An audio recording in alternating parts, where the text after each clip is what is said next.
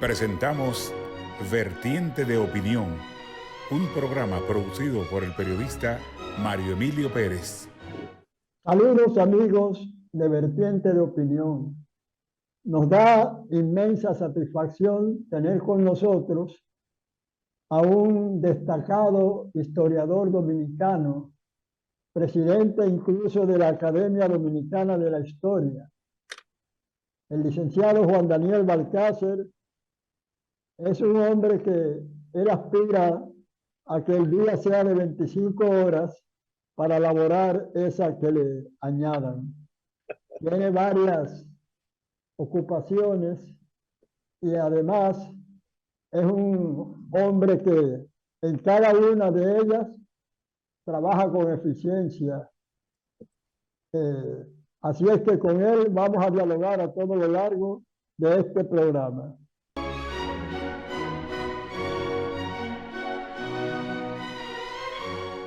Bien, de inmediato vamos a formularle la primera pregunta que se cae de la mata, como se dice en el argot popular, y hasta un poco experimentado entrevistador la formularía de inicio. Imagínese un hombre que a sus 88 años de edad está ejerciendo este oficio desde la temprana juventud. Juan Daniel, ¿cómo tú calificas ese cierre que durante varios días eh, estableció el presidente dominicano Luis Abinader en la frontera dominico-haitiana? Porque ha habido opiniones en ambas direcciones. Los que simpatizan con el oficialismo, como es natural, consideraron acertada la decisión, no así algunos sectores de la oposición. La opinión tuya.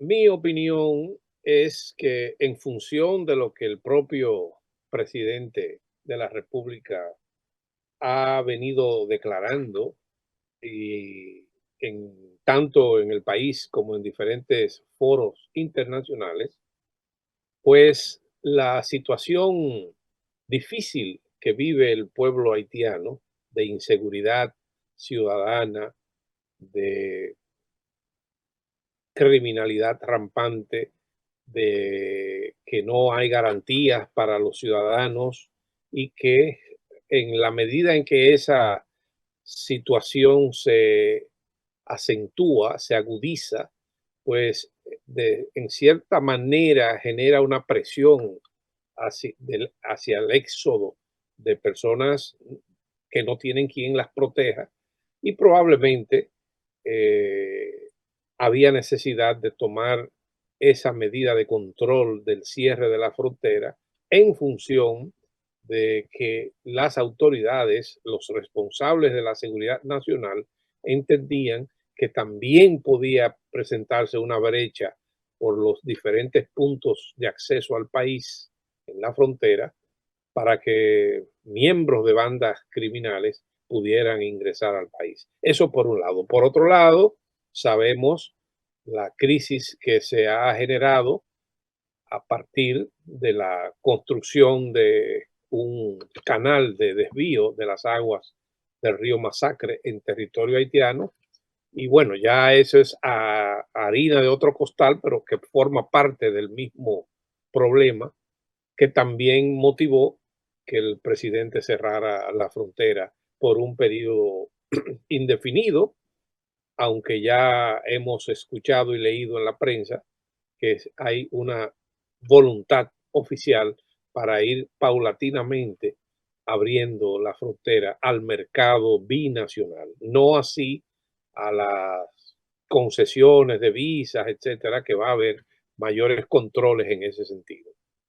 Yo entiendo, mi posición es que nosotros tenemos que tomar como país medidas que garanticen la seguridad de nuestros ciudadanos, sobre todo de los que viven en la zona fronteriza.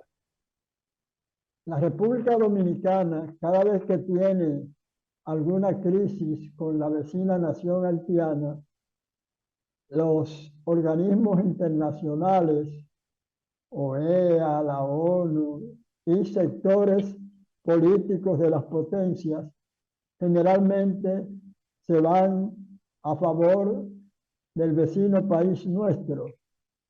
Sin embargo, esa acusación de racismo, que es la principal que nos adjudican, podría expresarse para la nación y la sociedad haitiana, porque desde tiempos ancestrales ha habido en el territorio haitiano luchas, divergencias, enfrentamientos, confrontaciones entre negros y mulatos, que parece que todavía subsiste, por lo menos disminuida, pero existe. Sí. Mira, el caso de nuestro país, culturalmente hablando, que somos un pueblo de cultura y de formación afrohispánica, los dominicanos somos una cultura producto de un crisol de mezcla, de hibridación de razas que tuvo sus orígenes en los españoles conquistadores, en los aborígenes y en los esclavos africanos que fueron importados a la isla.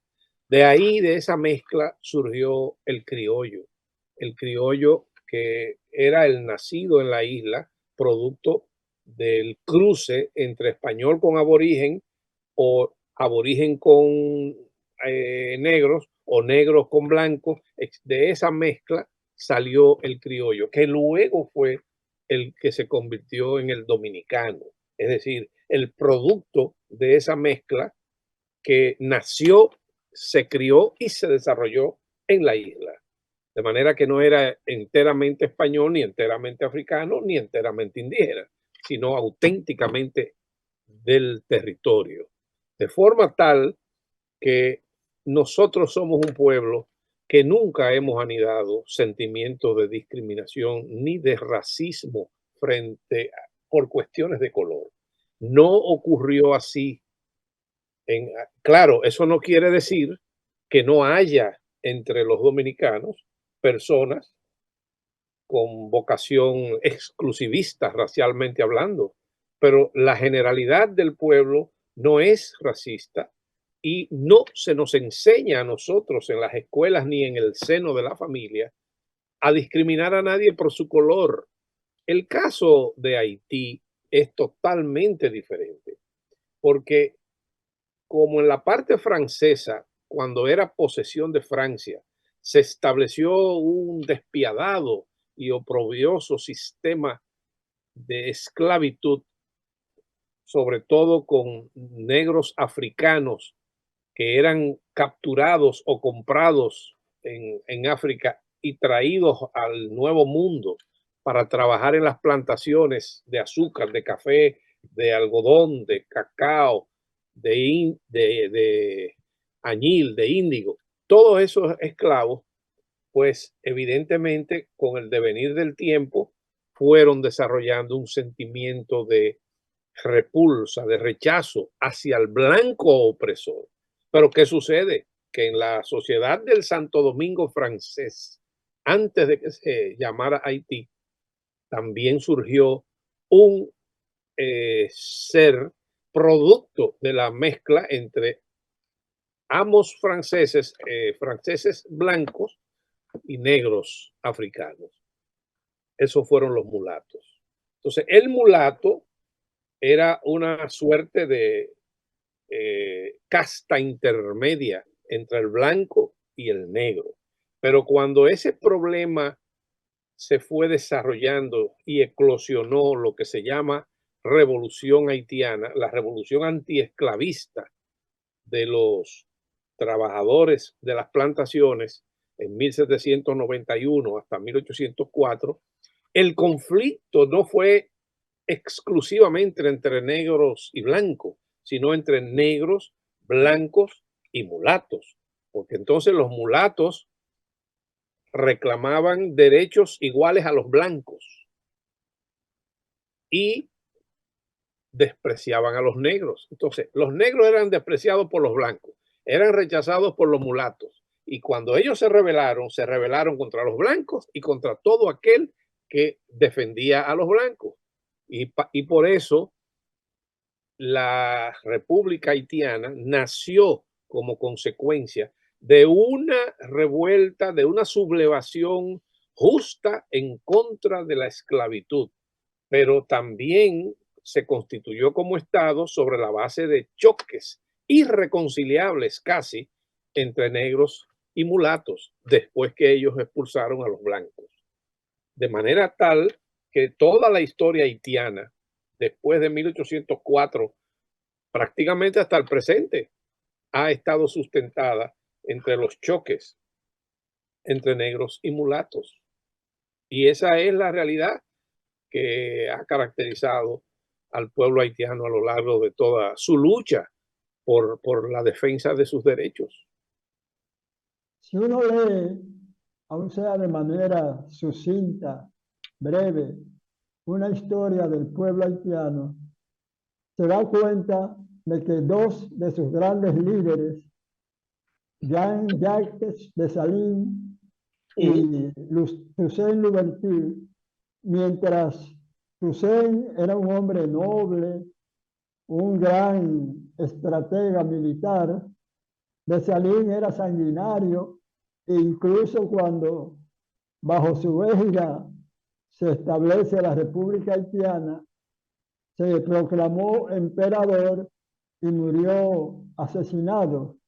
Sí. Entonces la pregunta es, ¿tú crees como historiador que la exaltación como padre de la patria, vamos a usar ese término, de Dessalines, y a diferencia de los dominicanos que tenemos tres padres de la patria, para ellos, el libertador, el prócer de la independencia es Dessalines, un hombre que en sus incursiones en territorio de la parte oriental de la isla actuó con saña, besania y crueldad. Fíjate, en el caso de la revolución haitiana, que como todos saben, y duró unos de 13 a 14 años, esa revolución que surgió en 1791, apenas año y algo después de la Declaración de los Derechos Universales del Hombre y del Ciudadano en Francia, después de la Revolución Francesa y después también de la Revolución Norteamericana, fue una revolución que pasó por varias etapas. Primero fueron los colonos blancos franceses los que comenzaron a rebelarse contra Francia, contra la monarquía de Luis XVI, reclamando tener más derecho al uso de la riqueza que producía la colonia, porque aquí se trabajaba y todos esos excedentes y toda esa riqueza, quienes se beneficiaban mayormente o casi exclusivamente era la burguesía francesa metropolitana. Luego, junto con ellos, también se rebelaron los mulatos y los negros esclavos. Entonces, cada uno de esos grupos tenía propósitos diferentes.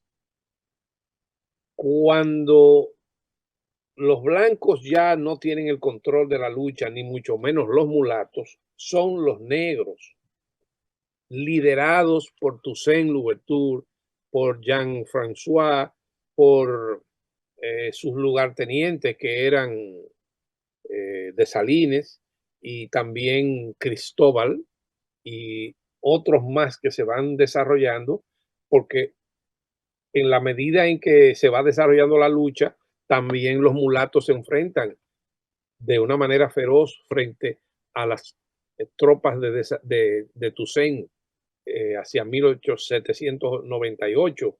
Van peleando Rigaud contra Toussaint.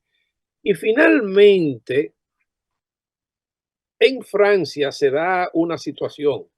La burguesía francesa que vivía muy orgullosa de su colonia de Santo Domingo francés, al notar que se estaba ya perdiendo el control, no solamente de la parte francesa de la isla, sino también de otras colonias francesas como Martinica y Guadalupe, que fueron eh, pueblos que reaccionaron violentamente a raíz del levantamiento de los esclavos aquí. Bueno, pues todo eso fue preocupando a los franceses. Y cuando Napoleón llega al poder, hacia finales del siglo XVIII, comenzando el XIX, llega a la conclusión de que para poder mantener su predominio en América era necesario conservar la parte francesa de la isla y también la Luisiana en Estados Unidos, que pertenecía a Francia.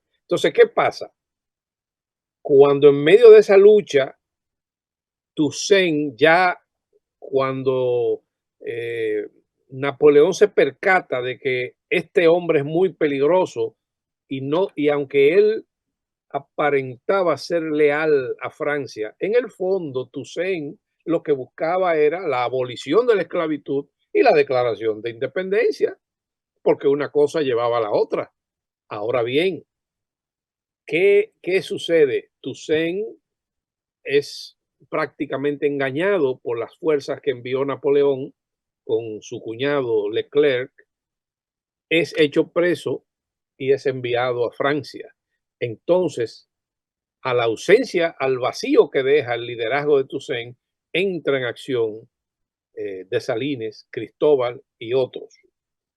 Y cuando se proclama la independencia, porque entonces se va a una guerra a muerte contra las tropas que envió Napoleón, Dessalines proclama la república. Pero ya el trabajo está hecho de Toussaint Louverture, que era un ex esclavo, ya era liberto cuando inició la guerra y había tenido oportunidad de algunas lecturas. Tenía formación, escribía francés, escribía francés, escribía y hablaba naturalmente a sus compañeros de lucha en creol y tenía ciertos niveles que no lo tenía Dessalines. Ahora, tradicionalmente en Haití se considera que Toussaint es el precursor de la independencia y que como le correspondió a Dessalines proclamar el nacimiento del Estado haitiano, le llaman el padre de la patria. Pero en realidad, a mi modo de ver, ninguna de esas figuras, ni Dessalines, ni Cristóbal, ni Rigaud, ni tuvo la estatura, eh, digamos, regional y continental que tuvo Toussaint Louverture, que gracias a su liderazgo pudo el pueblo haitiano, los esclavos, lograr romper con las cadenas de la esclavitud y entonces formar el primer estado negro libre del mundo, Mario Emilio, del mundo. Lo que sucedió fue, lamentablemente, que la independencia haitiana se construyó sobre la base de la destrucción del sistema colonial que producía tanta riqueza. Entonces los esclavos, casi medio millón de personas, no sabían gerenciar, no sabían dirigir desde un punto de vista capitalista una empresa para que continuara produciendo no solamente beneficios, sino también plusvalía. Y la esclavitud se abolió, pero el propio Toussaint tuvo que tomar medidas, incluso eso está en su constitución de 1801, para obligar a los antiguos esclavos, ahora hombres libres, a trabajar, a volver a las plantaciones, solo que bajo una modalidad diferente a la anterior. Cuando la esclavitud, ellos pertenecían al amo. Ahora iban a ser dueños de su trabajo, de sus beneficios en el sentido de lo que produjeran, de su salario. Pero eso no fue posible porque entonces esa revolución haitiana no fue nada más contra los blancos, franceses ni contra el ejército francés, fue también contra el ejército español y contra el ejército inglés. Es decir, que por eso Juan Bosch, en una de sus valoraciones más importantes sobre la revolución haitiana, concluye en Composición Social Dominicana en que la revolución haitiana fue uno de los procesos sociales, políticos y militares más complejos de América, porque fue una lucha racial de negros contra blancos, una lucha civil de las fuerzas de Toussaint contra las fuerzas de Rigaud, una lucha internacional de los esclavos contra, primero aliados, Toussaint estuvo aliado a los españoles, luego volvió y se alió a los franceses y luchó contra los ingleses. Es decir,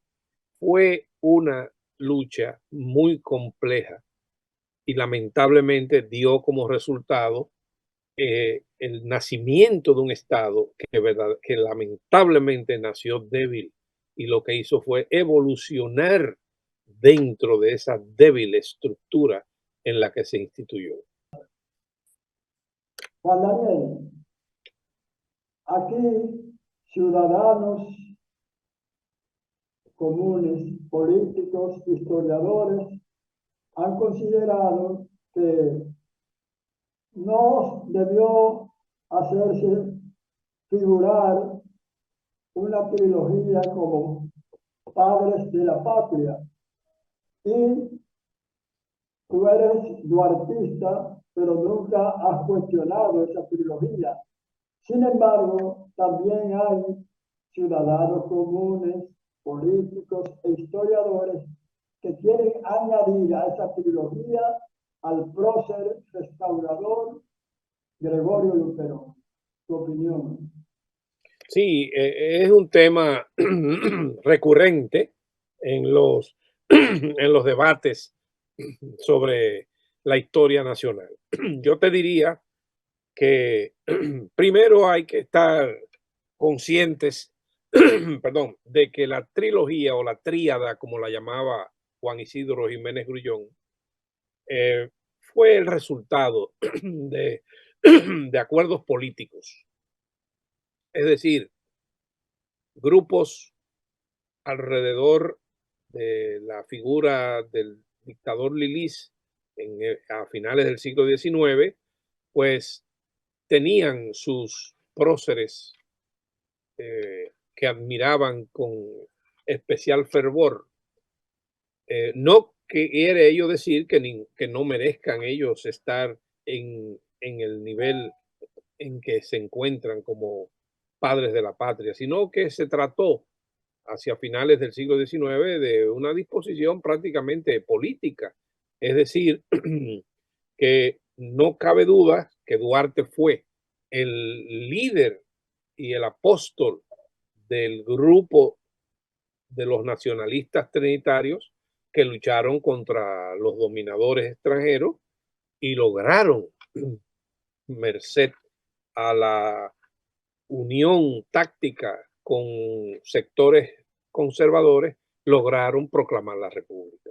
Y gracias a ese trabajo se pudo crear el Estado Dominicano el 27 de febrero de 1844. Pero quienes dirigieron la política criolla no fueron los trinitarios, fueron precisamente los adversarios de ellos, los conservadores, personificados en Pedro Santana y en Buenaventura Báez, que se turnaron a lo largo de la Primera República para dirigir el Estado. Después de la Restauración es que surge digamos, la época en que comienzan intelectuales a valorar el pasado dominicano y la contribución de sus hombres y mujeres. Y ya bien avanzada la Segunda República es cuando comienzan esos debates a ver a quién le correspondía el título de haber contribuido más a que fuéramos libres e independientes. Los intelectuales que primero comenzaron a discutir eso fueron José Gabriel García, el historiador nacional, y el padre Meriño, entre otros, que comenzaron a escribir sus historias. Y, por ejemplo, hay quienes entienden que tanto Sánchez Ramírez como Núñez de Cáceres, que son próceres de la época colonial previo al nacimiento de la República Dominicana, son figuras que merecen tener en un sitial preferido, exclusivo, por haber contribuido a la preservación de la nacionalidad o de la identidad dominicana. Pero Duarte, Sánchez y Mella llegan a convertirse en fundadores de la República principales porque gracias a ellos fue posible la República Dominicana, la independencia del 27 de febrero. Y es en virtud de esos merecimientos que ellos fueron elevados a la condición de padres de la patria. Hay quienes entienden, y yo me encuentro entre ellos, que nada más deberíamos haber tenido un padre de la patria. Pero tenemos tres, y esos tres tienen la particularidad de que lucharon por la independencia y fueron fieles a ese sentimiento y a ese ideal hasta el día de su muerte. Y no solamente eso, los tres lucharon durante la guerra restauradora para recuperar la república, recuperar la libertad del 27 de febrero. Y entonces, en función de su trayectoria histórica, de sus aportes a la fundación de la república, es que ellos tres forman esa tríada de los padres de la patria. En cuanto a Luperón, no cabe dudas de que Luperón es un prócer de una estatura de proyección internacional, pero de la guerra restauradora. ¿Y cómo es que se llama? Restauradora. Restauró lo que ya había sido creado.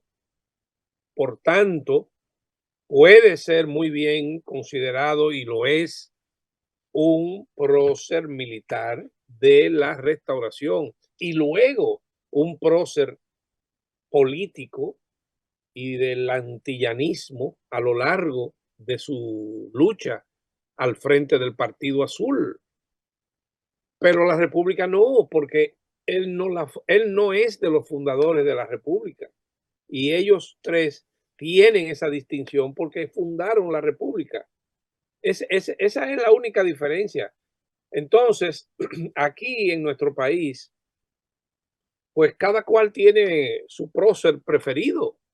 Por eso el mismo general Lilis decía que a la hora del peligro, cada cual invoca al santo de su devoción. Y es que aquí todos tienen un prócer preferido, tienen y proponen.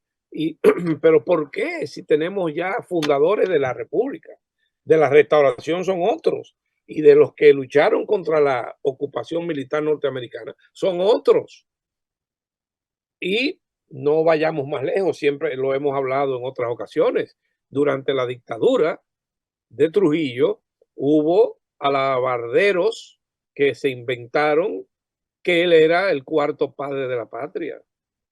Y Balaguer en una ocasión llegó a llamarlo el 10º trinitario. Es decir, que como, como se ve, cada cual en diferentes circunstancias invoca el santo de su devoción. Bien, recuerden amigos que este programa se transmite domingo de 9 a 10 de la noche por el canal del Sol, tanto en sistema Claro como de Altiz, y vía satélite por Panansat 1. Y si usted, por ejemplo, se pierde esta interesante conversación con el licenciado Juan Daniel Balcácer, reputado historiador, pues en YouTube, después de las 3 de la tarde del día siguiente, lunes, escribe vertiente de opinión y ahí verá de forma indefinida en el tiempo esta brillante comparecencia. Volvemos.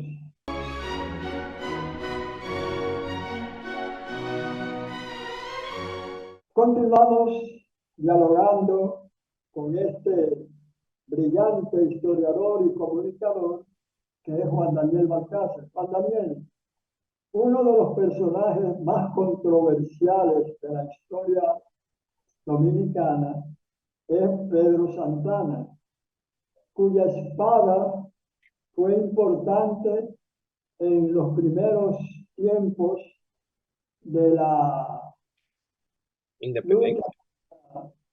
La permanencia ya de 22 años de los haitianos en la parte oriental española de la isla de Santo Domingo. Tanto es así que incluso hay personas que consideran que la permanencia de los restos de Pedro Santana en el Panteón Nacional es algo merecido, pero hasta ahora la mayoría de los historiadores, intelectuales, ciudadanos comunes, también quieren que sean sacados del Panteón Nacional esos restos. ¿Cuál es tu opinión acerca de tan protervo por un lado y por otro lado valiente, combatiente Pedro Santana? Sí, ciertamente es una figura controversial, uno de los protagonistas del proceso histórico que dio lugar a la proclamación y defensa y sostenimiento de la República. Y bueno, Pedro Santana lo primero que hizo fue oponerse a los trinitarios. Tuvo contradicciones irreconciliables con Duarte y con los demás trinitarios, con el grupo, políticamente hablando, no eran, digamos, habían tenido que participar en procesos políticos delicados para enfrentar al dominador y proclamar la república, pero después no eran compatibles Santana y los trinitarios. Chocaron a principio ya proclamada la república y se impuso la clase gobernante de Santana, Bobadilla y otros, y los trinitarios fueron apresados y desterrados a perpetuidad del país. De ese grupo desterrado a perpetuidad, solo Duarte no regresó, porque Duarte fue el único de los trinitarios expulsados en 1844 que fue expulsado con toda y su familia. No sucedió así con Sánchez, con Mella, con Juan Isidro Pérez y con otros, y con Pina. Es decir, que 4 años después, cuando la amnistía promulgada por el presidente Manuel Jiménez, Sánchez y Mella regresaron.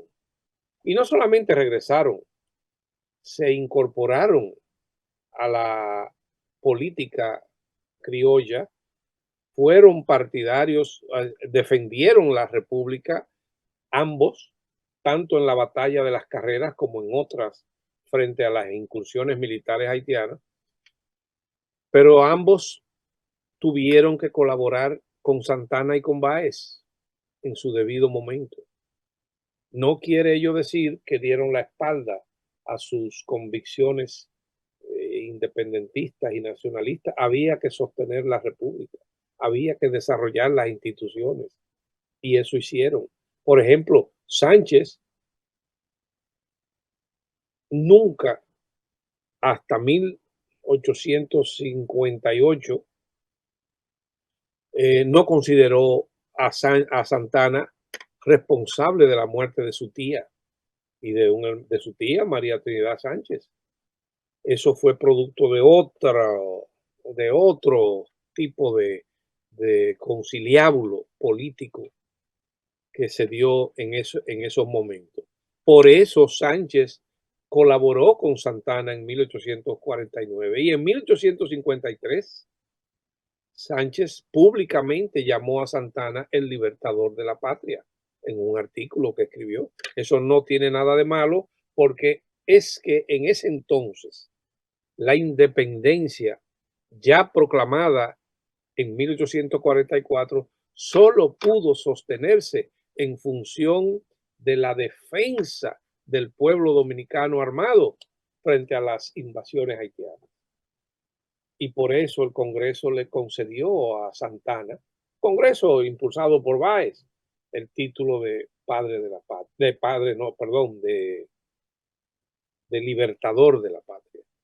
Entonces Sánchez colaboró con él coyunturalmente.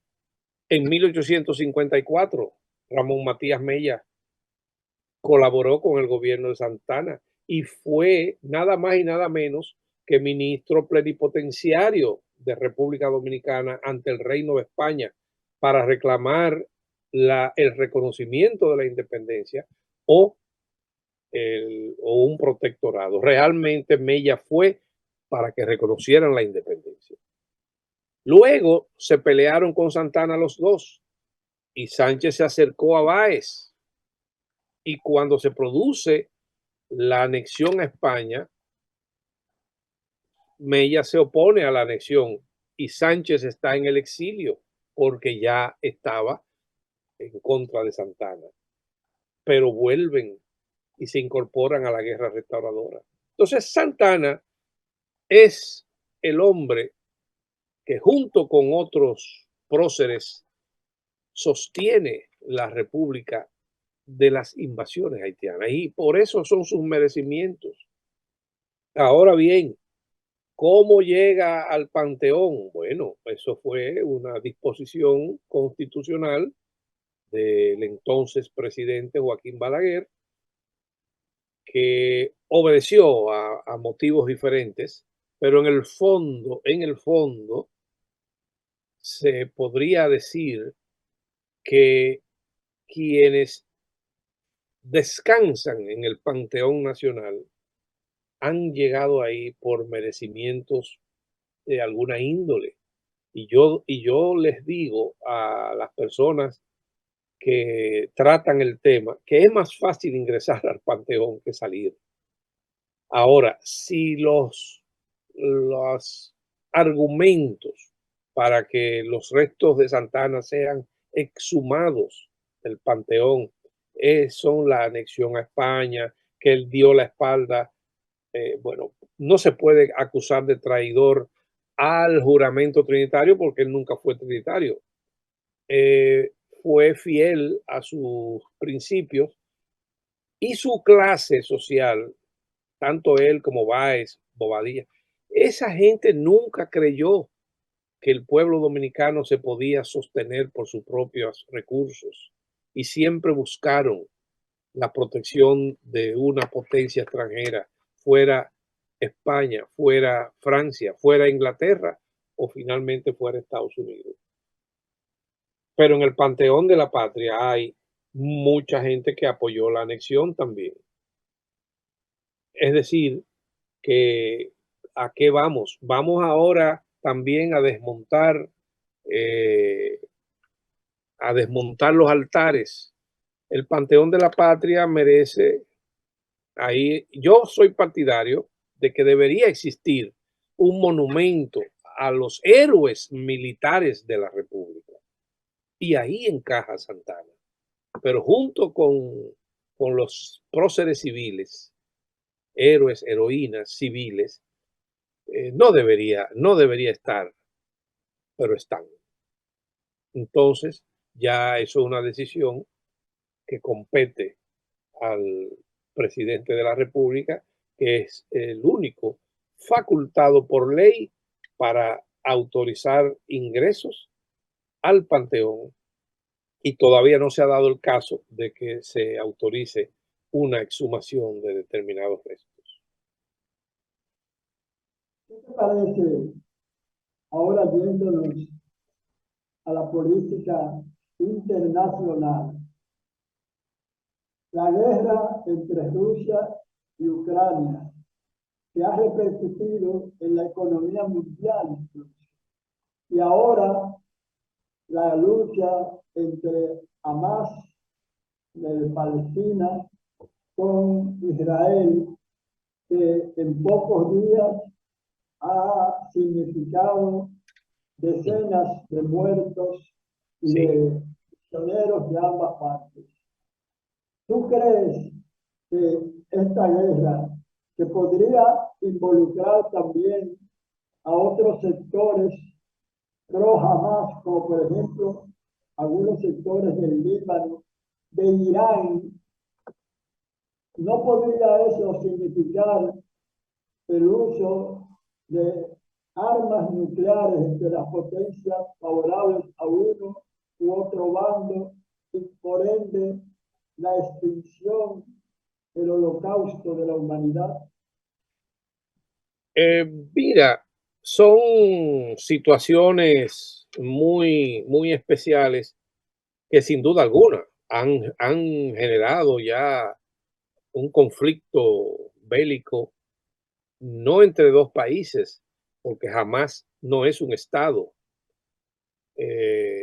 Israel está luchando contra un grupo de fundamentalistas que hostiga a Israel, ya sea desde Palestina o desde el Líbano o desde cualquier otro país. Lo que pasa es que muchos civiles son víctimas de las acciones aisladas y unilaterales de estos grupos eh, llamados fundamentalistas y terroristas. Entonces Israel está ahora mismo en una acción de defensa porque también su territorio fue violado por un grupo extremista que no representa al Estado palestino, pero puede arrastrar al Estado palestino a una confrontación con Israel.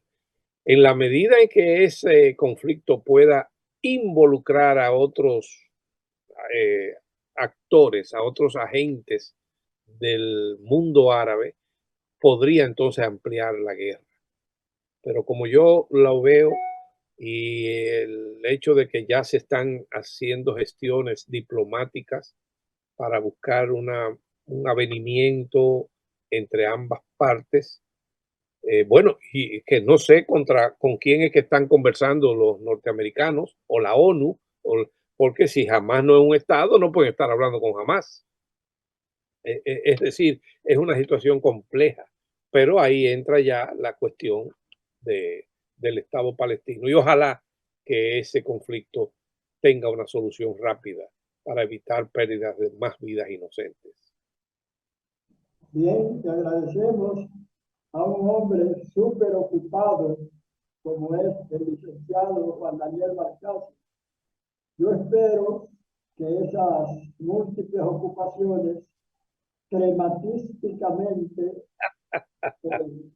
proyecten un tintineo aurífero, como diría nuestro colega Uri Rivas, para que los años finales de su vida, que ojalá sea centenaria, estén bien sustentados en esa materia. A Gracias. ustedes, las gracias por su recepción que tanto valoramos. Hasta la próxima. Gracias. Hemos presentado Vertiente de Opinión, bajo la conducción del periodista Mario Emilio Pérez.